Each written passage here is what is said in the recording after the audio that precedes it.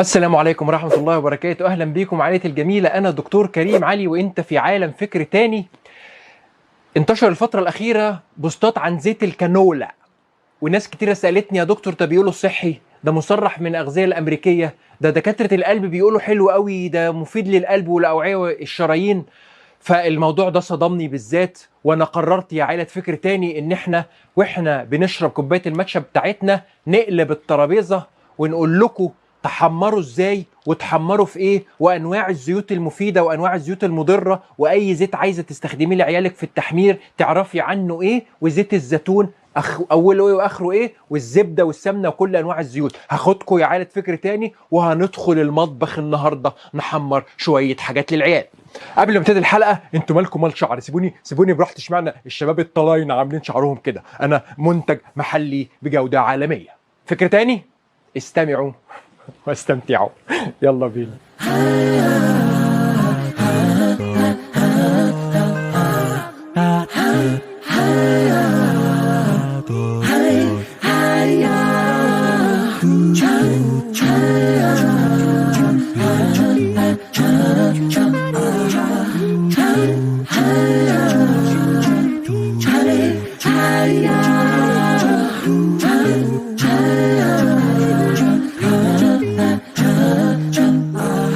اهلا بيكم. ايه بقى موضوع الزيوت؟ بصوا بقى، الزيوت والسمن والحاجات دي كلها عايزين نستخدمها ونحمر بيها بطريقة آمنة لأن ليها علاقة بالسرطان. أول حاجة، إزاي أقنعونا إن يبقى حاجة كويسة قوي ده زيت مكرر ومكتوب بالخط العريض زيت مكرر، وإحنا نشتري ده زيت مكرر جميل. إزاي أقنعونا إن زيت الكانولا زيت صحي؟ بصوا بقى، تعالوا نجيب الموضوع من الأول. زيت الكانولا ده من بذور اللفت، تمام؟ اول حاجه، هم نفسهم الناس اللي كاتبين البوستات دي كاتبين معدل وراثي. ادي اول حاجه. يبقى يا عائله فكر تاني عشان ما نتوهش من بعض، عايزه تجيبي زيت ما يبقاش فيه الحاجات اللي انا هقول لك عليها دلوقتي. اول حاجه، ما يبقاش معدل وراثي. يعني ايه معدل وراثي يا دكتور؟ يعني لاعبين في الدي ان بتاعه فيدخل الجسم، ايه ده مش خلقه ربنا، ده مين اللي لاعب فيه فالجسم يتلخبط؟ انتوا جايبين البتاع ده منين؟ ده مش خلقة ربنا، دي ايه اللعب اللي فيه ده؟ يبوظ حمضك النووي، يجيب لك امراض، يجيب لك سرطانات. معدل وراثي، بيعدلوا القمح عشان يبقى اطول ويبقى فيه قمح اكتر ويستحمل الريح، مش عارف ده عشان المحصول اللي بدل يدي كيلو يدي 100، بدل ما يبقى فيه مطر يبقى مضاد للمطر واتيفر، فبيعدلوا في الوراثه.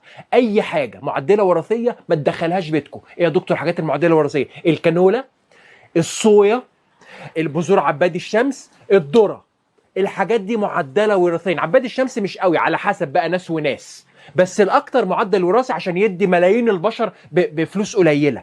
يبقى اول حاجه ما يبقاش معدل وراثيا، ادي واحد. تاني حاجه، ما يبقاش مكرر. ده زيت مكرر، زيت نباتي مكرر فرحان بيه. ما تيجي نفهم يعني ايه مكرر، يعني ايه ريفايند.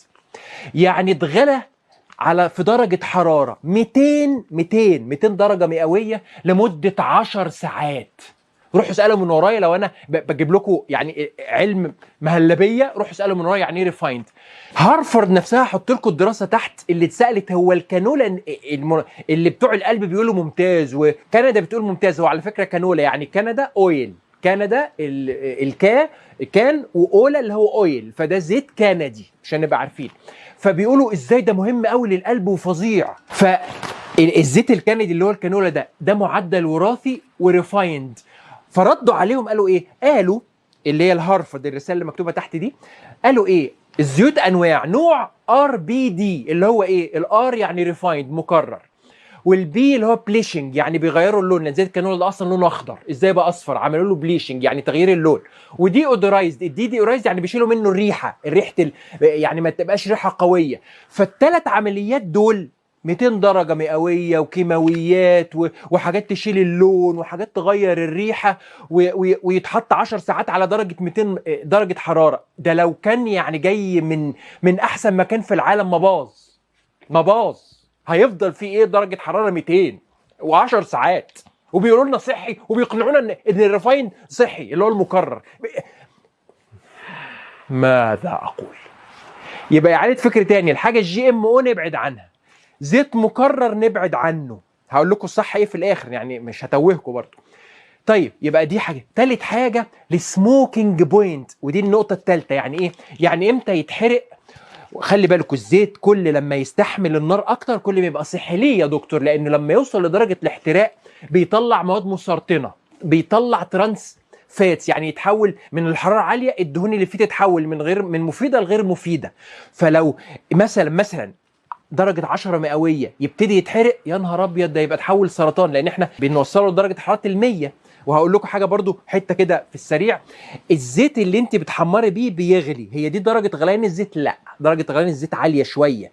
انما امال ايه البقى البق دي يا دكتور؟ دي الميه اللي جوه الزيت عند دي معناها ان درجه الحراره دلوقتي 100. بدل الزيت بقلل احنا النهارده جو مطابخ الصراحه، يعني انا مش حارمكم من حاجه. فلما يبقلل ده معناها ان خلاص وصلنا لدرجه حراره ال100، الميه ابتدت تتبخر، انما الزيت ما بيتبخرش ولا بيعمل سموكينج بوينت في درجه الحراره دي. هقول لكم السموكينج بوينت او درجه الاحتراق بتاع كل حاجه دلوقتي. يبقى نبعد عن اي حاجه مكرره، نبعد عن اي حاجه فيها جي ام او، نبعد عن اي حاجه تفتح الازازه تشم ريحه زناخه رانسد. ريحه الزناخه دي معناها ايه؟ ايه مشكله الزيوت وانا ليه بكره الزيوت؟ زيوت كتيرة قوي في الطبخ، لان هي اسمها unsaturated، يعني غير مشبعه. يعني غير مشبعه يعني ايه؟ يعني فيها مكان فاضي. المكان الفاضي ده لو دخلوا اكسجين يبقى اتاكسد المركب ده. عشان كده انا بحب الزبده لان هي صلبه. يعني ايه صلبه؟ يعني ساتيوريتد، يعني ايه ما فيهاش مكان تتاكسد من الاكسجين. حته كده كيمياء. تمام؟ عشان كده ما بحبش الزيوت الا زيوت معينه هقول لكم عليها دلوقتي. يبقى اللي بيقولوا لنا الكانولا اقول له طب حضرتك الكانولا ده معدل وراثي؟ يقول لك ما يقدرش ينكر على فكره. الصويا، زيت الصويا معدل وراثي؟ ما يقدرش ينكر على فكره. زيت بذور القطن ده معدل وراثي؟ يقول ما يقدرش ينكر على فكره. خلي بالكم انا بتكلم على التعديل الوراثي، ما بتكلمش على الجلايفوزيت ان هو مرشوش مرشوش لما اتعمى بيستسايد، مبيدات حشريه، مبيدات حشائش اتعمى. انا مش هتكلم عن النقطه دي اساسا لان هي مليانين. طيب يبقى مش جي ام او، مش معدل وراثي، ما يبقاش مكرر. تالت حاجه ما يبقاش ريحته مزنخه كده. ادي حاجه. نقطة تانية بقى عليت فكر تاني، الأوميجا 3 وأوميجا 6. واحنا بناكل زيوت ليه وبناكل دهون ليه وبنقول ده مفيد ولا ده مش مفيد ليه؟ عشان في نوعين من الأوميجا في جسمك، اللي هو الأحماض الدهنية اللي جسمها محتاجها. في 3 و6 و9، أوميجا 3 وأوميجا 6 وأوميجا 9. أوميجا 9 ده ما بنسمعش عنه كتير لأن الجسم بيصنعه، فمش محتاجين واخده ليه من بره، هو جسم بيصنعه. فهاتوا ده على جنب، ما تاخدش اوميجا 9 لانه انا بعمله، جسم بيعمله. تمام؟ فاضل لي 6 و3. 3 ده مفيد قوي للقلب وبيمنع الاكسده وبيقلل الالتهابات وبيحمي الجوينتس اللي هي المفاصل وبيحمي القلب وبيغذي المخ وحاجات كتيره قوي بسعادتك. الاوميجا 6 بيزود الالتهابات، بيزود الامراض، بيتعب المفاصل. الا الجي ال او اتكلمنا عليه في حلقه الكلوريلا، ده نوع واحد موجود في الكلوريلا اللي هو الاوميجا 6 النافع. انما دلوقتي كل الزيوت اوميجا 6 ضار. طيب يعني ما ناخدش اوميجا 6؟ لا، في الجسم بالانس، لازم تديله الاثنين، اوميجا 6 واوميجا 3، هما الاثنين بيعملوا بالانس لبعض. لان خلي بالكم احنا قلنا الالتهابات مفيده، لان لو جالي عدوى ولا حاجه، الالتهابات يعني الجسم بيزود مناعته عشان ايه؟ يحارب الفيروسات. الالتهاب مفيد حبه صغيره. انما ايه؟ عارفين دلوقتي المفروض واحد لواحد، عارفين احنا الاكل بتاعنا بنوصل كام بالزيوت اللي انا بتكلم عليها المضره دي؟ وصل من 10 ل 15 الى 1. انهي يا دكتور الزياده؟ الاوميجا 3 لا الاوميجا 6.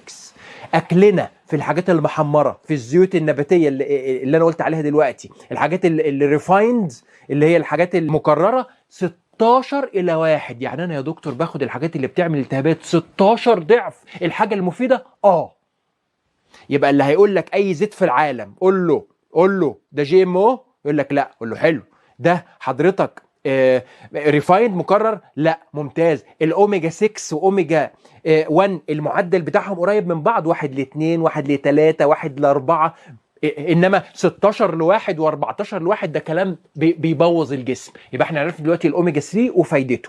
يبقى دي الحاجات اللي هم عايزين يقنعونا بيها. طب يا دكتور نحمر لعيالنا في ايه؟ وبطل رغي، ادخل في الموضوع. عايزين نعرف نحمر البطاطس. البطاطس يعني ماذا اقول؟ نحمر مثلا حته فرخه، نحمر العيال ازاي؟ ادخل بقى في الحاجات المفيده. اول حاجه عاوزين الافضل، عندي 5 بدايل ان انا استخدمهم ان انا احمر الحاجه كويس.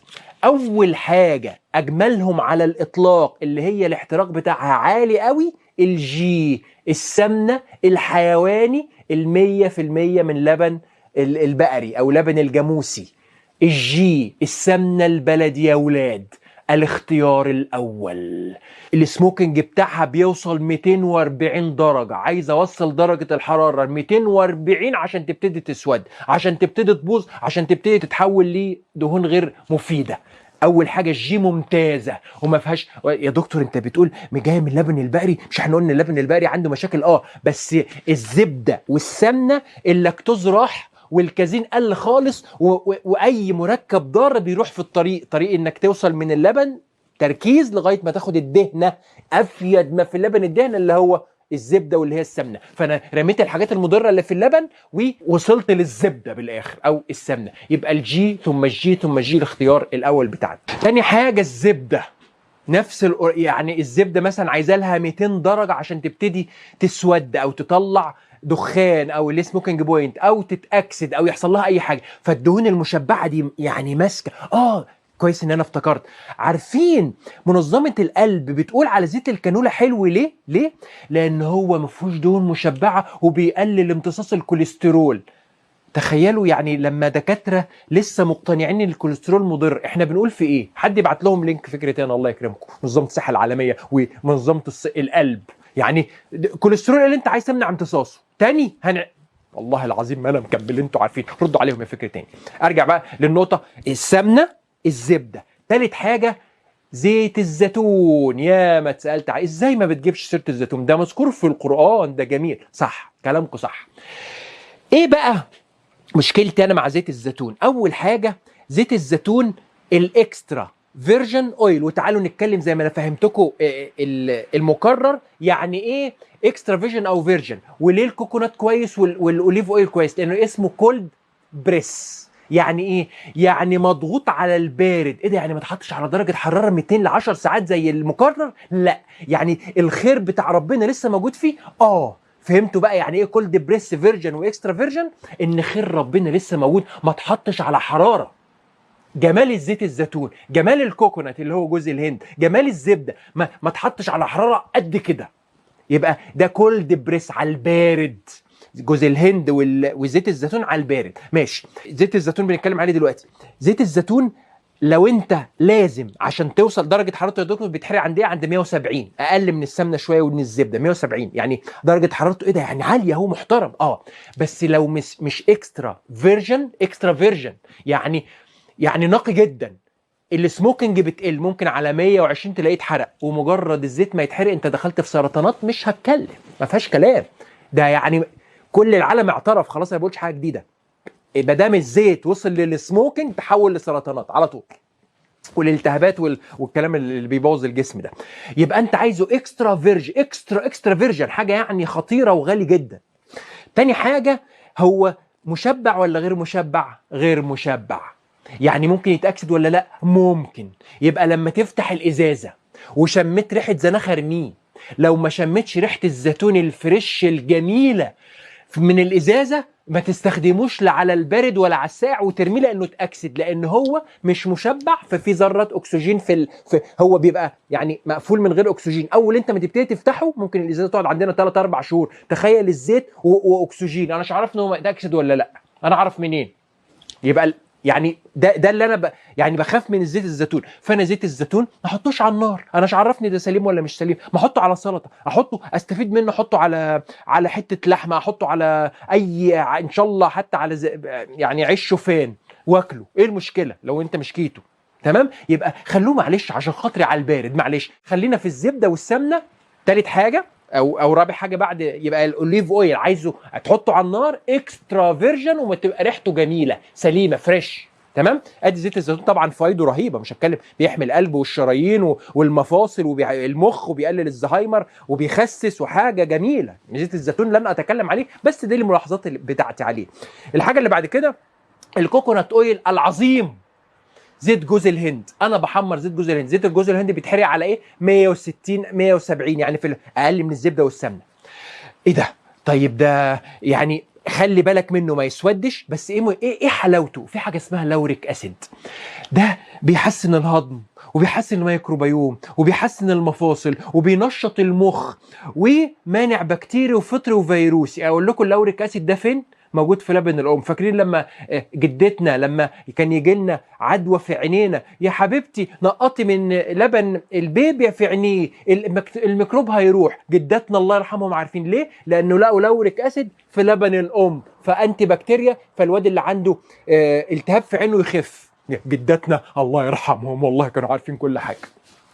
ارجع في الموضوع، يبقى ده اللوريك اسيد. وجمال جوز الهند بيدي طعم على البيض جميل، بيدي طعم في الافوكادو جميل، كيتوجينيك ممتاز، بيزود الطاقه، عمره ما يتحوش دهون في الجسم، حاجه عظيمه. الحاجه الاخيره بقى اللي هي افضلهم واغلاهم الصراحه، الافوكادو اويل. قول له يا دكتور واحنا بناكل افوكادو لما هنجيب زيته؟ حسبي الله ونعم الوكيل. لازم اقول الامانه العلميه، زيت الافوكادو 220 ل 240 درجة حرارة عشان تحرق زيت الافوكادو. 1. 2. زيت الافوكادو معترف بيه علميا كشفاء للارثرايتس، التهاب المفاصل. طبيا زيت الافوكادو يستخدم لعلاج الارثرايتس اللي هو المفاصل، التهاب المفاصل. طب مش طب بديل، طب بشري. يبقى ما بيتحرقش، معمول على البارد، في دهون ممتازه من اجمل الدهون اللي على كوكب الارض، الدهون اللي موجوده في الافوكادو. بيزود طاقتك، في بوتاسيوم اكتر من الموز باضعاف مضاعفه. ده الافوكادو. فيعني يا رب ثابت، وصعب قوي قوي قوي قوي يتحرق، وفي فوائد كتير، ومعمول على البارد، عمره ما يتحط ما بيعملوش ريفايد، ما فيش حاجه زيت افوكادو مكرر، مفيش الكلام ده. فايه بقى لو انت في قدره ماديه، زيت الافوكادو والجي ده توب. الناس اللي يعني مش قادره كان القدره الماديه، عندنا الزبده وعندنا السمنه، الاثنين دول نستخدمهم ده للتحمير. دي حاجه. تاني حاجه، عامه اي زيت في العالم تحط فيه حاجه تغطيه كله وتسيبه يغلي، دي مصيبه. احمر بطاطس، ايه تاني بيتحمر في نار؟ البانيه، اي حاجه بقى تتحمر تغطي بيها الزيت كله، دي مصيبه لانك بتغلي الزيت. بتفضل البروتين درجه حراره عاليه قوي مع دهون بتتحول، حاجه مصيبه. شيلوا المحمرات من حياتنا. امال يعني احمر يعني ايه يا دكتور؟ انت بتعمل ايه؟ انا عندي حته مثلا البيض الصبح، حته بانيه، حته لحمه، حته زبده، طبقه زبده خفيفه واحمر، مش اغطيه بزيت. يعني مش ماذا اقول؟ شيلوا بقى الحاجات دي، زي ما الحمد لله عادت فكره تاني شالت السكر، شيلوا بقى فكره ان احنا نحمر ونغطي بقى التحمير، ونحمر مره واثنين وثلاثه في نفس الحاجه، ونقول نسبه اخر 30 سنه نسبه السرطانات زادت 40%. ليه؟ اهو من العادات الغريبه اللي احنا اهالينا ما كانوش بيعملوا كده. تمام؟ ادي حلقه الزيوت، اديكوا انتوا انا اديتكم في حاجه قبل ما اقفل. يعني ايه يا دكتور هيدروجينيتد اويل؟ دهون مهدرجه. لما يجيبوا زيوت نباتيه عايزين يحولوها لسمنه نوع صلب، فيحطوا هيدروجين فتبقى هيدروجينيتد. فالسمنه النباتي، تسمع كلمه سمنه نباتي اجري اجري اجري اجري. سمنه نباتي يعني ايه؟ ده زيوت مهدرجه. المارجرينا، ما اعرفش يا رب يطلع اسمها بالعربي كده، اللي هي المارجرينا هنا اللي هي في بلادنا السمنه النباتي، دي اصلا زيت نباتي وحطوا هيدروجين، يعني هم اصلا نباتي طالع عينه وهم عدلوا في التركيبه بتاعته بقى صلب. فانت مدرك الجسم بيتخلص منه بعد 56 يوم. الدهون المهدرجه اللي هي المفروض زيت نباتي، يعني ايه من زيت نباتي ونشف؟ ازاي الزيت ينشف؟ بالهدرجه دي بقى، دي الزيوت المهدرجه اللي انا بتكلم عليها. تمام؟ فالجسم يقول ايه ده يعني ايه زيت ومش ناشف ده؟ يفضل يفكر ده ايه عقبال ما يتخلص منه 56 يوم. فالله يخليكم، السمنه النباتي دي جريمه والله العظيم. كمان في المستقبل هيقولوا دي جريمه، زي ما اكتشفنا حاجات كتير قوي بيعملوها فينا جريمه. تمام؟ ادي حلقه التحمير. نطلع بقى من المطبخ، شغلوا الشفاطات. انا كده تعرف تحمر بايه، تحمر ازاي، ايه المفيد، تعرف انت تختار بنفسك احمر بايه وما احمرش بايه، ايه المفيد وايه مش مفيد. خلاصه الحلقه، الجي السمنه، الزبده، زبده الكوكونات، الافوكادو، الاوليف ولكن الاكسترا فيرجن، الحاجات دي تتحط على النار، ولو اني لا افضل الاوليف اويل. شكرا لكم، انشروا هذه الحلقه، ونتقابل المره الجايه، وما توفيقي الا بالله، عليه توكلت واليه انيب. السلام عليكم، باي. قلت لكم مالكوش دعوه بشعري. باي.